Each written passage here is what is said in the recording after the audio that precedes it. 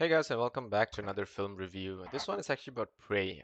So I finally managed to watch this film. I think I think I actually like had this in my watch list for a while, but it didn't really end up, well, going through it too much. Then finally, I remembered that I had this show that I still haven't watched. So I'm not a huge Alien versus Predator-ish fan, but I have watched the Alien films and the Predator movie. Um, and all the Alien versus Predator stuff is not really like maybe I've watched one or two, I'm not sure, maybe the first one, but I'm not really too much of a fan of this particular lore or anything. But I think it's okay, it does what it's supposed to do. But I do feel that the original Alien and the original Predator movies are really good movies by themselves. Um, you know, the one where the alien shows up in the spaceship and attacks everyone. This lady has to escape. She hides herself, and finally she opens the vent to kill the alien by throwing it out into space. Yeah, that one. And then the Predator film with Arnold Schwarzenegger, where he and his buddies are not really buddies; they're military operatives who are in the woods, and they get ambushed by this alien who turns out to be the predator that is hunting after them. So yeah, those stuff I've watched, right? And then I ended up, having maybe some in-betweeners that I realized were not that impressive. But I think Prey actually did a very good job. I think Prey is actually a film that sort of encompasses the original idea of how the Predator is just an alien with, yes, some high-tech technology, but it's not entirely overpowering what do you call this, our technology, and there are ways to actually defeat it if we just are smart enough. And that's the whole point of the original Predator.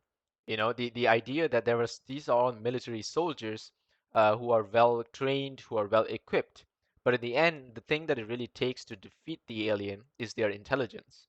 It's not all their physicality or their just their weapons technology, like all of that just by itself, just shooting it makes no difference, right? It's still going to find a way to come around and kill you because it actually plans out how it wants to hunt and how it wants to take down its enemies, and it uses intelligence and its resourcefulness to actually hunt down people and kill them.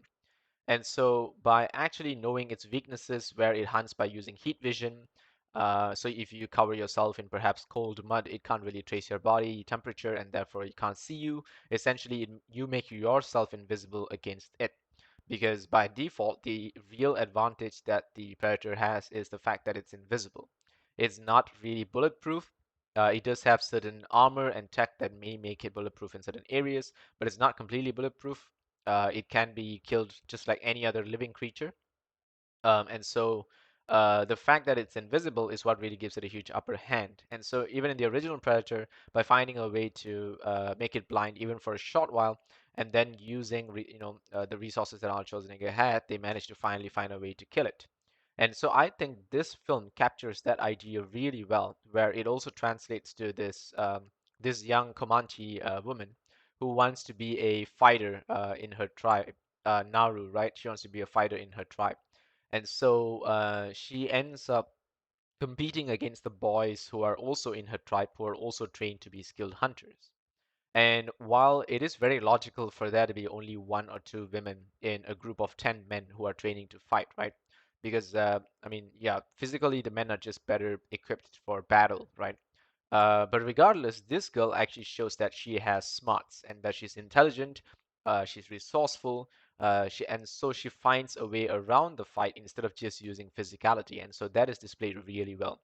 And I think this is a very, very important lesson for all the films that are recently just trying to show that women are better by putting down men. In this film, she's not necessarily better than these people. In a close ring cage match, she would be beaten up by any one of the guys who she is trying to compete against to be a better warrior. But in the situation where she's given the resources and the time to prepare, she's actually more intelligent and she's able to plan out how she wants to defeat this enemy. And the fact that the enemy underestimates her because she's, just this young little girl who's fragile, who's not physically strong, who's not well equipped, the enemy tends to ignore her in battle, and that turns out to be an advantage to her towards the very end. So I like the way the story is built in the sense where Naru is not a Mary Sue. Naru is not a girl who's all of a sudden able to defeat anything and everyone. She spends a lot of time training, a lot of time away from spending time with the tribeswoman. She doesn't really chit chat with the tribeswoman. She doesn't really go out with them, hang around with them. She does spend some time foraging, picking some berries, and preparing medicine. And so she does train herself and try to reach out to slightly more difficult areas, areas where the men generally go to gather some herbs, so that she can practice her herb lore, make herself a better herbologist.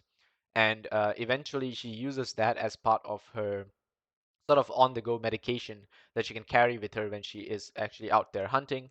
And so she spends a lot of time training and actually preparing herself. And this is very important to show because you want to show that she is a developing warrior and she's not a Mary Sue from, straight off the bat. Because then it's like you watching One Punch Man in every single film where there's a girl in it, right? And so even when she wants to develop herself as a Comanche warrior, she also ends up in situations where she doesn't win the fight right away. She is actually afraid when she finally comes face to face with her first a lion that her brother ends up defeating. And so she falls off a branch in fear. She knocks her head and she passes out. Her brother had to carry her all the way back from the hunting location to the camp and leave her there before he headed out to seek out what he believed was some other sound of some other creature. And so Naru has actually seen a sight, like captured some managed to actually witness some bright light and explosions of this spaceship landing. And so she believes that there is this alien creature out there and it's possible that it could harm her brother. So Naru actually heads out to try to save Tabe. And yeah, it's really cool where there's this little dynamic going on between this brother and sister, and the tribes people are not entirely too restricting, so they don't really have a story where, oh, you're a woman, so you can't go out. We're not going to allow you to go out. They have a bit of that, but it's very general in the sense where the chief is not really, I guess, like he's not too close-minded in the sense where he feels if you want to challenge yourself, put yourself in a risky situation, you want to be a warrior, by all means. If you die, that's your problem. If you get hurt, that's your problem. But you gotta be willing to accept that risk if you want to prove yourself. And so the chief actually allows her to do whatever the hell she wants. And so she's just running around basically in the woods all the time, trying to hunt wild creatures, prepare to fight aliens, and all of it changes when finally Tabe decides that they need to go and bring Naru back because there is actually something out there, and they have to, prepare the villagers and probably even get to safety if necessary. And Naru, on the other hand, realizes that maybe there is a way to defeat this creature because it cannot detect things that are, in colder temperatures because it sees by heat vision. And so Naru uses this herb with her herbology skills. She uses this herb that she's found, which actually allows them to lower the body temperature of a person, so that it prevents your blood from getting too hot and rushing, and so it lowers down your pulse, lowers your body temperature, and is usually used to treat things like snake venom, right? When someone is affected by snake venom, you want to slow down their blood from to allow you to have more time to treat the venom before the venom goes all throughout, spread throughout your body, and perhaps to certain nerves, and acts as a very powerful neurotoxin and possibly kills the victim. So using such a herb, she's actually able to bring down not only her body temperature, but also anyone she wants to help. And so that's how she actually turns herself invisible against this creature. And so towards the very end, she actually does get help from her brother, and they try to actually stop down this creature. And they realize that, yeah, this is some alien and it's out there. And so even before they go straight to the point where they just want to fight and defeat it, um, while they are out there seeking this creature, they actually end up in a sticky situation where the creature attacks them. And while they're wounded and escaping, these bunch of, I guess, colonists, right? They're most likely, I believe they're British or Portuguese. Actually, I'm not very sure. Could be they could even be Spanish invaders, but they're basically colonists who have come to the lands and they are setting up their camp, and they are also hunting the very same alien. And so they're out there having their camp, hunting the very same alien. I guess they're British colonists, looking at the way they're dressed up, but they could also be Spanish. So I'm not very, very sure. Don't quote me on that. I'm really not very confident. For me, these people are like second class citizens of this film, right? Because this is all about this Comanche tribe that's trying to defeat this alien. That's essentially the core of the story. And so they do get caught by that by those colonists for a while, but they manage to escape. They're basically cannon fodder because the alien just kills all of them as well. It basically can kill everyone super easily, but Naru is always safe and always escapes. And I think it really comes down to the situation where the thing is just ignoring her because it feels like she's never really a threat. And that seems to be the trend throughout the story, where she uses that as her, her final opportunity to take that as her advantage to actually stand a chance against this alien. But I feel there were also some unrealistic moments where she was very close to dying from this alien, but for some reason it's not as skillful when it fights her as it is when it fights other people. Like when the alien fights all the colonists and the other guys, it does all kinds of fancy shit, right? Opens up a shield, slices their head, it flips an axe and catches it in midair while it kills the other guy and throws a hook here. It's doing all kinds of fancy shit. But when it's fighting Naru, it's just like, come here, let me grab you. It's just doing that. So I felt like some of the fight scenes were really under coordinated when it came to the actual main character. I felt they could have shown her with a little more struggle, maybe losing an arm or a leg, because coming into close contact with this alien, it really kills everyone. It cuts their heads off, it cuts their arms off, it completely just dismembers and annihilates everything in its path. And all of a sudden, this little girl who, yes, sure, she's intelligent, but she's not the most formidable warrior in the world because she's still new, she's still young, she's still scared, she still got defeated by a lion. I'm sure she should at least have some wounds to show that she went into a fight against a predator, but she comes out really perfectly fine. And so I felt that that was the only real unrealistic part in terms of the way they carry the character, the way they carry the story, the way the plot goes, and the way that it really feels like she's covered by plot armor. Sure, the alien doesn't see her because she's eating the herbs. But I think what really makes her invisible is her plot armor, and not the fact that she is what she says, like, it doesn't expect me to be a threat. That's true. She also has invisibility. That's true. But I think the plot armor is really what makes her invisible and what makes her, like, protects her from this alien, because there were times she comes really close to that, but the alien is just like wasting too much time trying to kill her. And I think she should have at least gotten, some nasty scar or some wound, or maybe she even dies, proving to her people that like she comes back with it with a very serious wound, and so maybe she proves to her people that everyone has to be prepared, man or woman. Use your knowledge, use your skills, or maybe she doesn't. She's not fatally wounded, but she loses an arm or a leg, just to make it more realistic that if you go into a fight against a predator, it doesn't matter what kind of human you are, how prepared you are, you still end up in some kind of serious shit. Look at her. This is her towards the end of the film. She's in perfect condition, right? She looks like she could go out to fight again the next day. So this was the real unrealistic whole bit of this film. As for the cinematography and the scenes, it felt okay. It's nothing too extraordinary. The scenes are beautiful. The background is beautiful. The jungle and the forest and all of these parts are really well done. But the as for the alien itself, it's very clearly very practical makeup, I would say. There's no real CGI involved. It's very, very practical, most of the scenes. As for the CGI that does show up when he wants to transition the alien from invisible to not invisible, some of it felt a little bit too cartoonish. I felt that some of the CGI felt a little bit underwhelming, but some transitions were done really well. Like these really wide angle shots where they want to show you that the alien is revealing itself, or rather, the predator is revealing itself. Those shots are done really well. And the ones where he's walking like this seems really practical.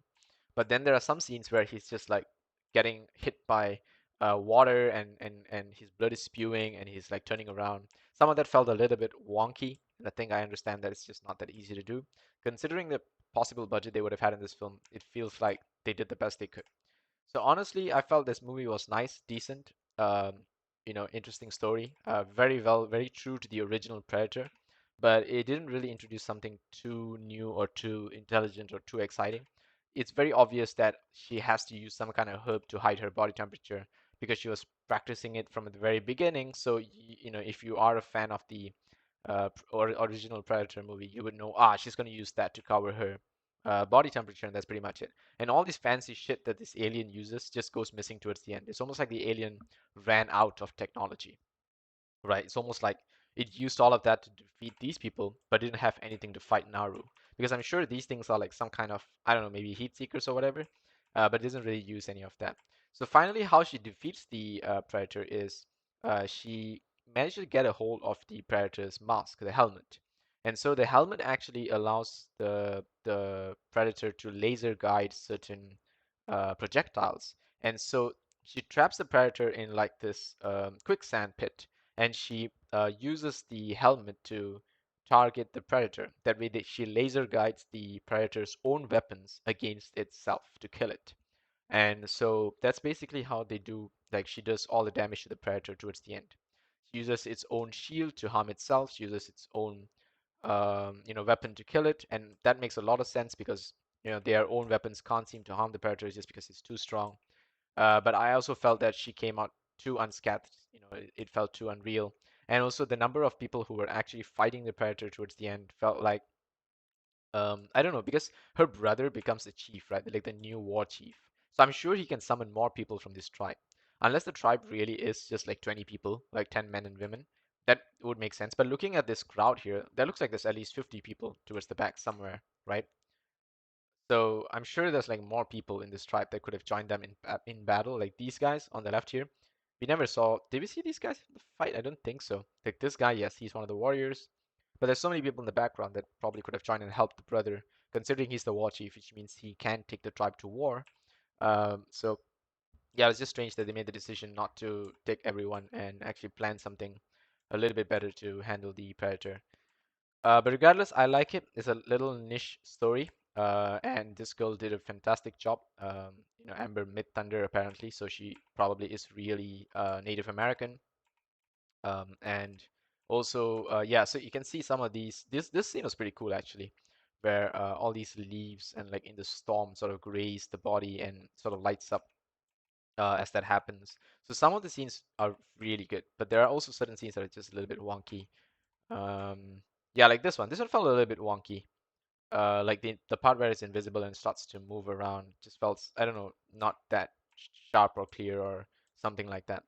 But then again, I think overall it was a decent film. If you ask me, as you can probably see my rating, it's a 4 out of 10. So main reason for it is it doesn't really have such an amazing score or memorable music. I went and checked out some of the scores after I watched the film. It's decent, it's okay. It is a pretty good main theme, especially for the Predator itself. But other than that, the rest of the background music is mostly very atmospheric, just to give you a feeling of the area they're in, the village that they're in. And it's peaceful, it's nice, but it's nothing too extraordinary. As for the graphics and the animations and all of that stuff, everything seems very, very practical. Some parts of the CGI just feel a bit wonky. The bear CGI was very clearly felt as really wonky. I felt the bear CGI was the worst thing in the film, and I understand how difficult it is to make an actual bear CGI. So I think I kind of understand that bit. That one really felt a little bit difficult, I guess. So yeah, it was not that amazing, not that impressive. As for the story itself, it seems really obvious and straightforward because the main character is pretty much protected by plot armor, which means nothing can really happen to her. She never really is wounded in any serious condition or what. When she faces this predator, she pretty much walks to the village with the head of the predator towards the end, so she's quite invulnerable at that point. But very early on, they did have a decent character arc for her. The dialogues are not really amazing. A lot of the people in the village are not really entirely, involved in what she's doing. It's just pretty much a brother and her, and they have some other tribal hunters who are fighting together with her brother. The chief doesn't really have much of a role. All the other people are really pretty much just cannon fodder, background characters, that sort of thing. But I think it does justice to the Predator lore, the way the first film was taken, that with Arnold Schwarzenegger. If you ask me to compare the two, for the first one is definitely a better film, I think. But considering where they have come from and all the in-between films that they have done, I think this one is actually a very, very good way to sort of add to the lore of the Predator, sort of show a more, what do you call this, a more predated version, a prequel, if I could say, that happened 300 years ago when Predator landed on Earth very early on to find some sort of a challenger. And so I think it was really cool, very well done. A lot of the body armor and the craft and the technology that went into building this Predator was also pretty decent. But it is a 4 out of 10 for me. I can't really vote this any higher, even if I wanted to. I can't say this is a film that I want to rewatch over and over again, so I'm not going to go anywhere above 5. And so, yeah, it is what it is for me. Um, I did try to watch this with my wife. She got kind of bored, and so she walked away. And so I continued to finish this film on Hulu. But yeah, I wish it was more accessible and not just on Hulu. It took me a while to actually be able to get access to it.